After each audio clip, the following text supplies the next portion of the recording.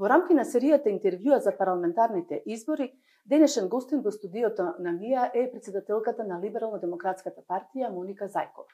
Добре дојдовте во студиото на МИА. Благодарам на поканата. Либерално-демократската партија минатиот петок одбележа 27 години постоење. Како го оценувате досегашното делување на партијата? Прво, ми е драго што обстојуваме 27 години на политичката сцена и покрај бројните и внатрешни премрежја кои ги поминувала во овие 27 години партијата, но и оние предизвици и борбата надвор на политичката сцена, иако многумина сакале да не постои ЛДП, сепак таа обстоила затоа што ако го имате чиста идеологија која што е препознаена во глобалната политика, тогаш знаете дека сте на сигурен пат. Инаку ЛДП е државотворна партија која постои од 97-та година, учествувала во креирање на сите процеси во државата, претходно нели посебно како либерална и демократска, од 97 како либерална демократска, и која што може да се пофали со своите кадри, односно со честноста на своите кадри, бидејќи поминале голем број на министри, градоначалници кои што ја оправдале, јас лично сметам дека оправдале довербата на граѓаните. Ние го имаме еден Петар Гошев кој што во најтешко време го водел Министерството за финансии, но и Народната банка на Република Македонија, Ристо Пенов, кој го сметаме за таткото на современо Скопје, затоа што ние знаеме со какви ресурси тогаш, бидејќи не постоеше она децентрализација, се правеше градот и се уште сведочат делата како Водњанска, Кеот на Вардар, новата автобуска станица, Јован Манасиевски, кој што делуваше во Министерството за одбрана, Горан Милевски, министар за локална самоуправа, кој што спроведе бројни проекти во областа на рамномерниот регионален развој и многу други бројни луѓе кои што го дале својот принос, како професорот Пановски, кој некогаш управуваше со Фондот за здравство, кој што можеби е единствениот директор кој таму не излегол со никаква кривична пријава, професорот Зоран Шапорек и низа други се да ми простат ако некого заборавам, но сепак одлика остана на либерал-демократите, честноста и отвореноста кон граѓаните. На престојните избори дел сте од коалицијата за европска иднина, каде имате тројца кандидати за пратеници на листите на коалицијата. Вие сте коносител заедно со лидерот на СДСМ во изборната единица 1. Колку сте задоволни од ваквиот договор и на колку пратенички мандати се надевате како коалиција на изборите кои ќе се одржат на 8 мај? Како коалиција јас не можам да кажам колку пратенички мандати ќе се освојат, тоа ќе го кажат на крајот од денот граѓаните. Јас сметам дека оваа коалиција ќе биде победничката коалиција затоа што покажа дека знае како да работи. Да, оној кој работи има и грешки, меѓутоа ние тие грешки не ги прикритуваме, ги признаваме и се извинуваме на граѓаните и знаеме каде ни се аномалиите и каде треба да се фокусираме во периодот кој предстои. ЛДП има тројца кандидати, мене ми е чест што сум коносителка заедно во изборната единица 1 со председателот на Социјалдемократскиот сојуз Димитар Ковачевски. Имаме кандидат во изборната единица 4, тоа е познатиот и ценет доктор, кардиохирург Илија Нешковски и генералниот секретар на партијата кој што трча кампања во изборната единица 5, тоа е Бове Мојсовски. Јас искрено сметам дека ЛДП во овој парламентарен состав ќе има тројца пратеници, нели во однос на досегашните двајца, бидејќи заедно со оваа коалиција се изборивме за многу работи. Покажавме дека може да се грижиме за сите, од младите до возрастните, до менаџирање на кризата, до почнување на она енергетска транзиција во државата, така што има еден континуитет и пред се борбата за членство во Европската унија. Имате ли амбиции да станете дел од извршната власт, односно од владиниот кабинет, доколку коалицијата победи на изборите? Јас сум убедена дека коалицијата ќе победи, дека ќе го заокружи процесот на евроинтеграција до 2030 година. Јас искрено немам амбиции за влез во извршната власт, меѓутоа ЛДП има голем број кадри внатре во партијата кои што ќе се најдат во извршната власт. Очекувате колку министерски места? Тоа е понатаму ствар на преговарање и договарање помеѓу коалиционите партнери, но она што можам да кажам е дека со сигурност имаме квалитетни луѓе кои може да се најдат во било кој ресор во владата. Кои се главните поинти од програмата на ЛДП за изборите и колку од овие цели се усогласени со вашиот коалициски партнер? Па добро, ние и досега во парламентот действувавме заедно и спроведовме бројни политики. Субвенциониран студентски оброк беше идеја на ЛДП, рамномерен регионален развој, односно зголемување на средствата во овој дел е исто така идеја на ЛДП во областа на животната средина, младите. И токму и тука остануваме заеднички. Нормално највисоката цел е членството во Европската унија, а голем дел од мерките од програмата Секој е важен, која што ние ја промовиравме во ноември месец минатата година, се инкорпорирани во оваа програма во областа на животната средина, како квалитетен воздух, чиста вода за пиење.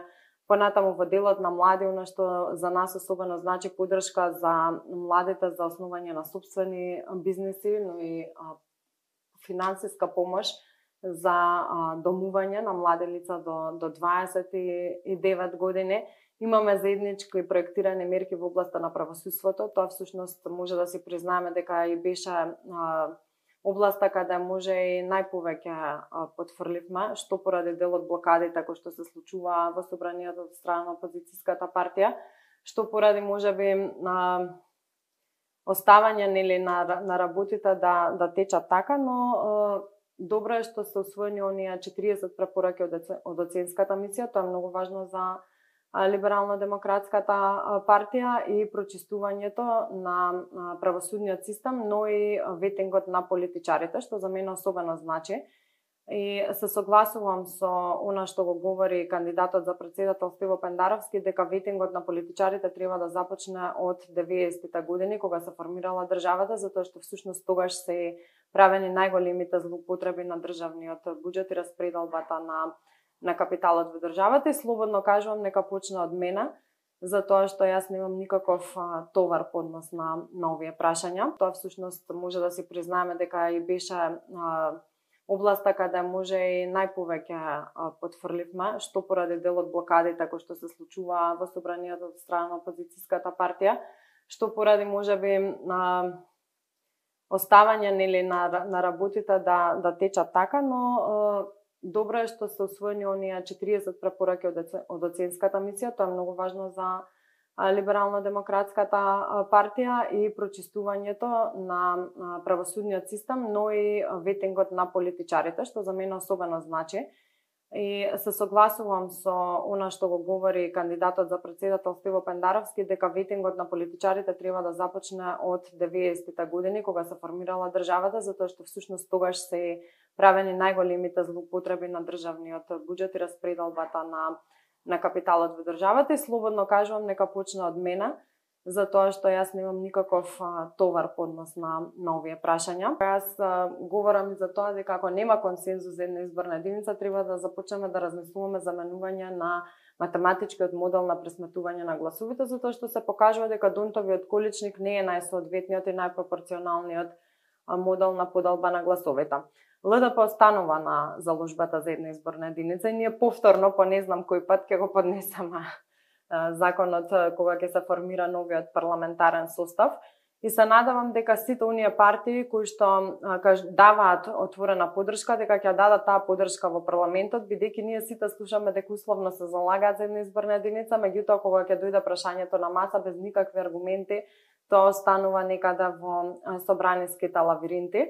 Ако навистина има желба, може да се смени изборниот модел и Македонија да биде една изборна единица, каде што гласот на секој граѓанин ќе биде посоодветно представен.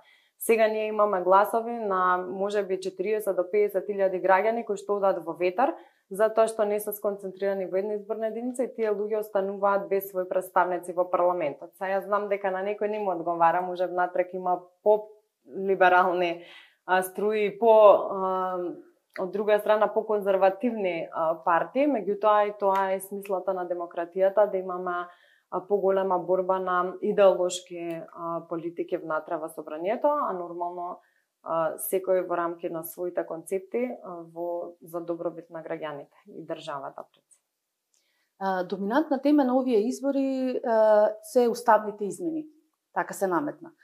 Каков е вашиот став по ова прашање? Дали тие треба да се случат пред изборот на влада, односно до крајот на годината? Дали што мислите за предлогот на ВМРО ДПМН за одложена примена на евентуални усвојување на уставни измени? Па добро, ние не сме како некои партии кои што не ги кажуваат своите ставови, викаат дајте ни ја власта и фатилјата, па после ќе ви кажеме како планираме. Мислам, може да ние разговараме да се најде солуција за она што е интерес на државата. Интерес на државата е час поскоро да влезе во Европската унија. Ние знаеме дека тоа не е обврската, го завршивме успешно скрининг процесот. Ни следи отварање на поглавјата. Јасна беше пораката од Брисел, која обврската која Македонија треба да заврши за веднаш да пристапи кон отварање на втората меѓувладина конференција, односно отварање на преговорите по тие поглавја, кои што јас лично сметам дека ќе ги донесат реформите во Македонија, затоа што се покажа дека ние не можеме да пронајдеме национален консензус за важни прашања и дека секогаш доминира партискиот интерес, за жал. Можеби поттикнати од тоа побрзо да го заокружиме процесот кој сме го поставиле како стратешка цел во 90-тите години, ќе не стимулира да ги направиме тие промени и кога имате некој кој што постојано го следи текот, некако тогаш поефикасно работиме, барем тоа до сега се покажало во праксата. Јас знам дека има луѓе во политиката кои не сакаат да видат Македонија во Европската унија, од причина што можеби се плашат од она што ќе следи во областа на правосудството, економијата и сакаат да се го затворат, да се затворат во еден мал пазар. Меѓутоа, целта на Македонија е да оди напред, да фирмите бидат конкурентни и работат, да младите можат да се образуваат надворно, да се вратат дома, да знаат дека и тие живеат во земја членка на Унијата, а не да одат да ги бараат своите поволности надвор. И заради тоа сметам дека што поскоро се случат уставните измени, што поскоро го започнеме тој процес, дека навистина можеме да го достигнеме она што значи полноправно членство во 2030 година. Според вас за членство до 2030 би биле пресудни уставните измени? Што доколку не се случат? Знаете како, тоа е волја на секој пратеник. Како ја гледа визијата за државата. Тоа не е моја проценка дека главни за уставните измени. Тоа го кажуваат луѓето во Брисел кои што го водат процесот на проширување. И таквите залажувања дека ќе имало репреговарања, само сакам да прашам дали излобира и се договорија со сите земји членки дека тоа може да се случи кога таму ставот кој што доаѓа е дека нема репреговарање на преговарачка рамка која веќе е утврдена. И ако ги следите глобалните политики, од наш интерес е час поскоро да ги отвориме, но и час поскоро да ги затвориме тие поглавја, да се реформира системот и да бидеме полноправна членка до 2030 година, кај што граѓаните достоинствено ќе бидат рамо до рамо со нивните сограѓани од Европа. Ние живееме на европскиот континент. Ние природно припаѓаме на Европската унија. ЛДП е дел од групата на либерални партии во Европскиот парламент, која го поддржува процесот на проширувањето. Очекувате ли во наредниот состав после изборите за Европскиот парламент во јуни да има ваква позиција, да остане нова позиција ова група на партии и колку е важна нивната поддршка за нашиот евроинтегративен процес? Либерал-демократите во Европската унија да се третата сила и јас мислам дека тие ќе останат важната сила, бидејќи досега биле така за формирање на следниот состав на Европската комисија, но и на мнозинството во Европскиот парламент. Важни се либерал-демократите затоа што секогаш давале поддршка на Македонија да оди напред на тој евроинтегративен пат, дури се усвоени бројни резолуции од она што значеше укинување на роамингот за земјите од Западен Балкан, вклучувајќи и Македонија. Тоа беше резолуција и заложба на либерал-демократите во Европскиот парламент и денеска е реалност која живееме, се намалија цените на роамингот, а се оди на целосно укинување, признавање на дипломите, односно полесно нострификација. Ние знаеме со какви проблеми се соочуваат студентите кога ќе се вратат од студирање од другите земји. Тие со конкретни дела покажале дека се борат за Македонија да ја видат внатре во Европската унија. И јас искрено се надевам дека ќе останат третата сила во Европа, затоа што е многу важно за нас, особено за Македонија, но и за регионот, да бидат тие факторот на стабилност внатре во европските институции. Во однос на платформата, секој е важен. Една од заложбите на ЛДП, колку што успеав да прочитам, е избор на председател на државата во собрание со двотретинско мнозинство. Таа идеја некако не најде во момент до сега на позитивен одзив кај македонскиот блок. Каков е вашиот став да го образложите во однос на овој предлог? Тоа доаѓа од рационален политички систем и стои во програмата на ЛДП уште од 2011 година. Меѓутоа, јас не би ја користела како тема за добивање на некои политички поени во сред изборен период. Тоа се теми кои што треба сериозно да се дискутираат. Ние сме оставиле оваа заложба, меѓутоа не таа да биде како фактор на повторно подкосурување и уцени внатре во собранието.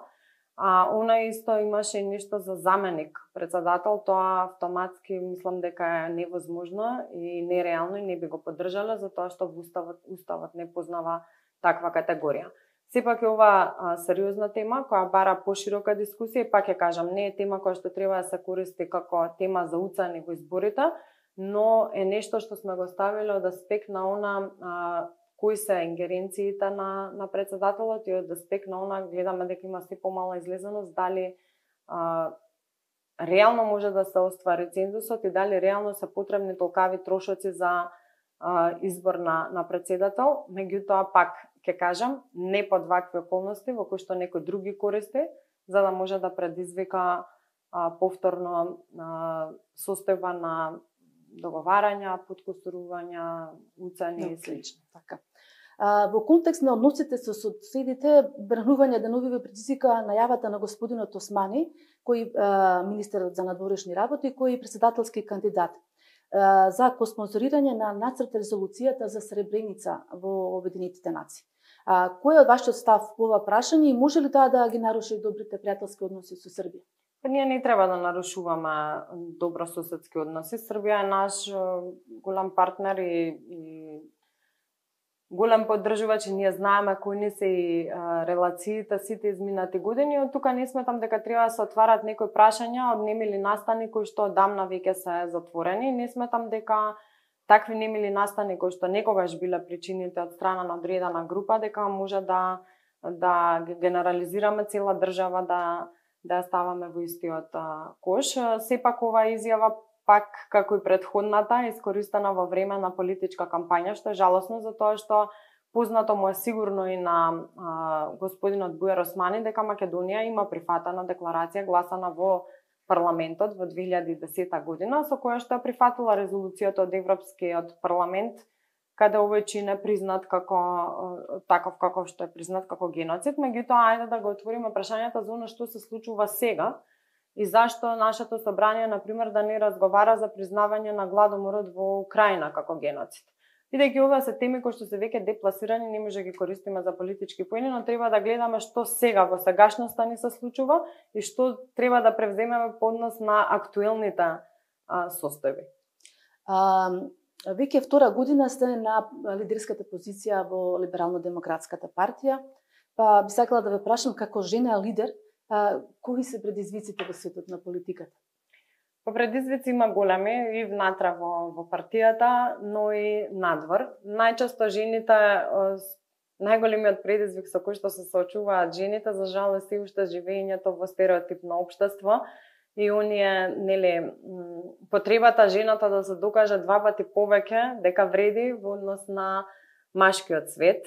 Жените се соочуваат, статистиките да го кажуваат, и личното искуство го кажува со поголем број на насилство во онлайн просторот, односно негативни коментари, говор на омраза или сајбер насилство и секогаш мора да објаснуваат кои се нивните квалитети, дека и тие имаат соодветно образование, дека и тие имаат исти сонови како мажите, дека тие се еднакво способни.